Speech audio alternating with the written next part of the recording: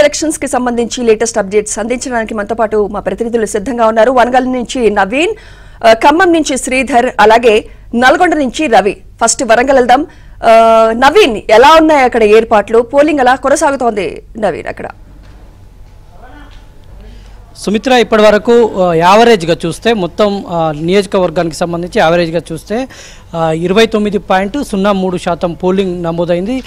అదేవిధంగా మొత్తం ఆయా జిల్లాల్లో కూడా యావరేజ్గా మొత్తం 30% పోలింగ్ నమోదైంది. చెదురుమదురు ఘటనలు మినహా పోలింగ్ అయితే ప్రశాంతంగా కొనసాగుతుంది. అయితే పట్టభద్రుల ఓటర్ల మొత్తం ఈ ఓటు హక్కు వినియోగించుకునేది పట్టభద్రుల ఓటర్లే.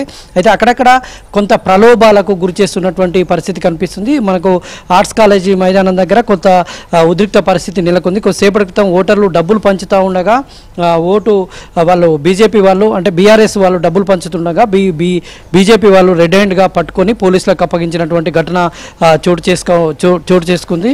అయితే మనం చూస్తున్నాం పోలింగ్ కేంద్రాల వద్ద మిట్ట మధ్యాహ్నం కావడంతో కొంత ఎండ ప్రభావంతో పోలింగ్ కేంద్రాల్లో రద్దీ అయితే కొంత తక్కువగా కనిపిస్తూ ఉంది.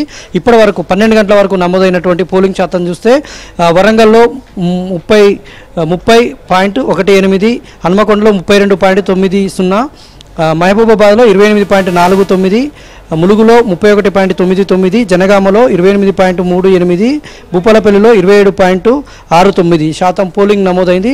అయితే పట్టభద్రుల ఈ పోలింగ్ సరళిపైన అంటే గతంలో చూస్తే మనకు 74.4% పోలింగ్ గతంలో నమోదైంది. అయితే ఈసారి అంత పోలింగ్ శాతం నమోదు కాకపోవచ్చు, 55-60 మధ్యనే ఉండవచ్చు. ఎందుకంటే ఈ ప్రభావం మొన్నటి వరకు పార్లమెంట్ ఎన్నికలు మే 23నే పార్లమెంట్ ఎన్నికలు, మళ్ళీ మే నెలలోనే ఈరోజు ఇవాళ ఎమ్మెల్సీ ఎన్నికలు జరుగుతుండడంతో కొంత ఓటర్లు ఉత్సాహం చూపట్లేదనేది మనకు అర్థమవుతుంది. ఇక్కడ ఓటు హక్కు వినియోగించుకున్నటువంటి స్థానికులు ఉన్నారు. ఏం చెప్తారండి పోలింగ్ సరళి మీద ఎట్లా జరుగుతూ ఉంది? నల్గొండ, వరంగల్, ఖమ్మం పట్టభద్రుల ఎమ్మెల్సీ నియోజకవర్గానికి ఉప ఎన్నిక జరుగుతుంది. అయితే ఈ ఉప ఎన్నికలో ప్రస్తుతానికైతే యావరేజ్గా మొత్తం ఈ 3 జిల్లాల్లో కలిపి 30% ఓటింగ్ జరిగినట్లుగానే తెలుస్తుంది. కానీ గతంలో 2021లో జరిగినటువంటి స్ట్రైట్ ఎన్నికల్లోనైతే దరిదాపు రికార్డు స్థాయిలో ఓటింగ్ జరిగింది. 76.4% ఓటింగ్ జరిగింది. కానీ ఈసారి పరిస్థితి చూస్తే ఆ విధమైనటువంటి వాతావరణం అయితే కనిపించట్లేదనేది చెప్పాలి. ఎందుకంటే దీనికి ప్రధానమైనటువంటి కారణం 2023 నవంబర్ 30న శాసనసభ ఎన్నికలు జరగటం, తర్వాత ఇదే నెలలో 2 సార్లు ఎన్నికలు జరగటం. 2024 మే 13న లోక్సభ ఎన్నికలు జరిగాయి. మళ్ళీ మే 27 నాడు ఈ గ్రాడ్యుయేట్స్ ఎమ్మెల్సీ ఎన్నిక ఉప ఎన్నిక జరుగుతున్నటువంటి క్రమంలో వరుసన 3 సార్లు తెలంగాణ ప్రజలు పోలింగ్ కేంద్రాలకు వచ్చి తమ ఓటు హక్కు వినియోగించుకున్నారు. ఇది స్పెషల్గా ఒక పర్టికులర్ పట్టభద్రులకు సంబంధించినటువంటి ఎన్నికగానే మనం చూడాలి. ఇది మాస్ ఓటింగ్ చేసేటటువంటిది కాదు. ఇది కేవలం పట్టభద్రుల నియోజకవర్గానికి జరుగుతున్నటువంటి ఉప ఎన్నిక కాబట్టి బహుశా సగటున 60% కంటే ఎక్కువ ఓటింగ్ జరగకపోవచ్చు అనేటటువంటి అభిప్రాయాలు కూడా వ్యక్తమవుతున్నాయి. అయితే ఇక్కడ మనం చూడాల్సినటువంటి ప్రధానమైనటువంటి అంశం ఏంటంటే ఇది పట్టభద్రులకు సంబంధించినటువంటిదే కాబట్టి కాస్త ఓటింగ్ తక్కువగా కనపడుతుంది. పట్టభద్రులకు కొన్ని చోట్ల డబ్బుల పంపిణీ, దీన్ని మీరు ఎట్లా చూస్తారు?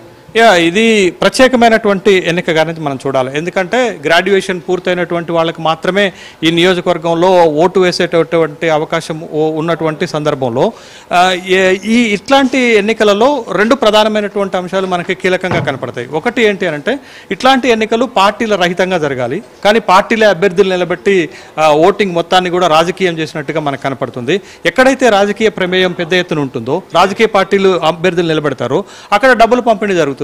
ఇక్కడ విజ్ఞులైనటువంటి ఓటర్లు ప్రలోభాలకు లొంగకుండా, డబ్బులకు లొంగకుండా ఓటు వేయాల్సినటువంటి సందర్భాన్ని మనం గుర్తించాలి. Thank you sir, thank you very much. ఇది పరిస్థితి మనం చూస్తూ ఉన్నాం. కొంత మధ్యాహ్నం వేళ కావడంతో పోలింగ్ బూత్లోనైతే రద్దీ తక్కువగా ఉంది.